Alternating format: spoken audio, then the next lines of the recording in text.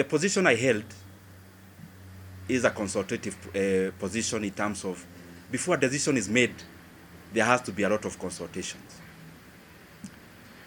But as I said before, because I also don't want to discuss personalities today, the position or the answer I gave before, I think it answers many things. That I have not had any conversation directly or on phone with any leader of our coalition in regards to the position I used to hold. And I think if you look at it, it answers many things also, which I also don't want to go into. In terms of the relationship with other leaders, I respect everyone. I mean, I'm one of those people who believe there's no person who becomes a leader by just being fetched from wherever. There is always a process they go through. Because I am one, I know. And therefore, in terms of you've asked the relationship between the president and the former deputy president, the position I hold is that I respect every leader. And I could have things I need to talk about. I could have reservations on decisions made. But I don't think it has been within my role to talk about those things, especially in public. The other thing in that question is that maybe for clarity's sake, the last discussion I had with the president of the country, the last political discussion, either a chat or a discussion, as it were, was before October of last year. And I would not want, and you permit me to do that, not to discuss any further about any leader, because as you're all aware, I stopped serving in my position. It's barely a week. I also need to understand many things before I talk. Because I believe as a leader, I mean, I lead people. There are people who look up to us as leaders. And therefore, even when you see that I am not answering some questions, it's not because I can't answer them.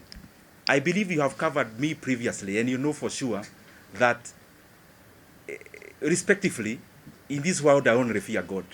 So whatever I need to say, I have no reservation of saying. But also, we are given wisdom to say when to say, how to say it. And I believe we are here in Kenya. We'll keep interacting. If there is more to be said, if there is more to be clarified, we are around. Ronnie,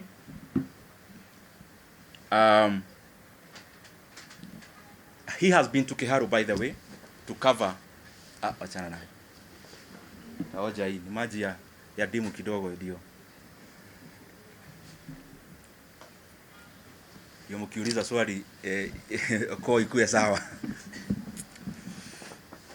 Ronnie, you've been to Kiharu, and I am grateful. And by the way, I want to request anyone who would want to come to Kiharu to look at what you've been doing.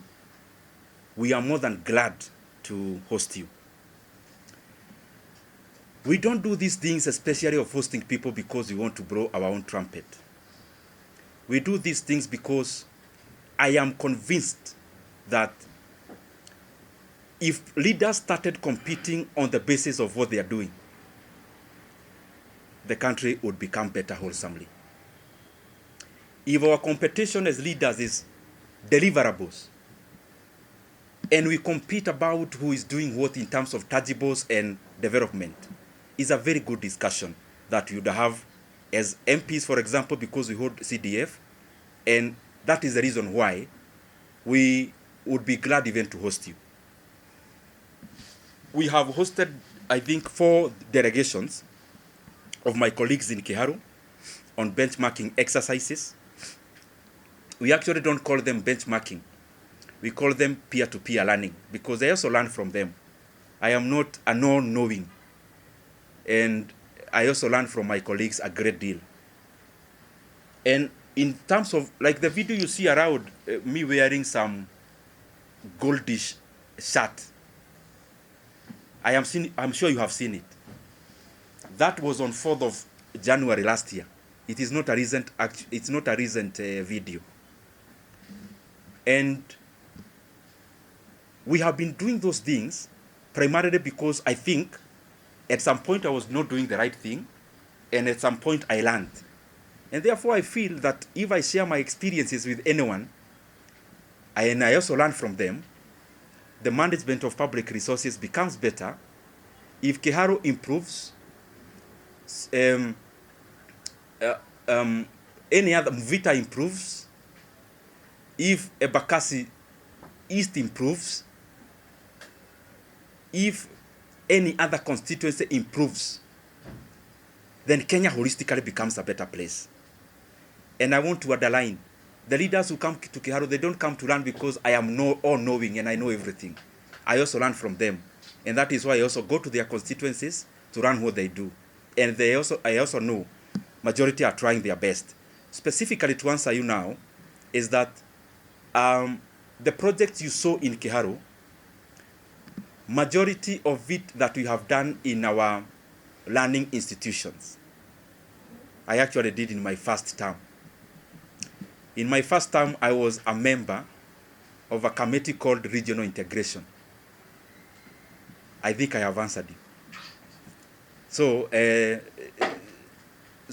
I'll still call you next year. I hope it is too burdensome to carry any hatred. It is too heavy to carry any ill will against anyone. I mean, you can only do that to the advantage of the people who calculate to make you wander from your path. Oh, sorry, Aden, and I think I'm taking too long to answer questions. Aden, allow me today, you've asked me to rate the government. You know I've been chairman of budget. Definitely, I am likely to be subjective. In terms of rating of government, allow me not to answer that now because I just left this position barely a week from today. I am likely to be subjective. But I think as leaders from wherever we are, from MCA level to what I hold to every other level, there is always work to be done. And from my corner, hopefully I'll do my best to chip in into that development so that entirely the country becomes better.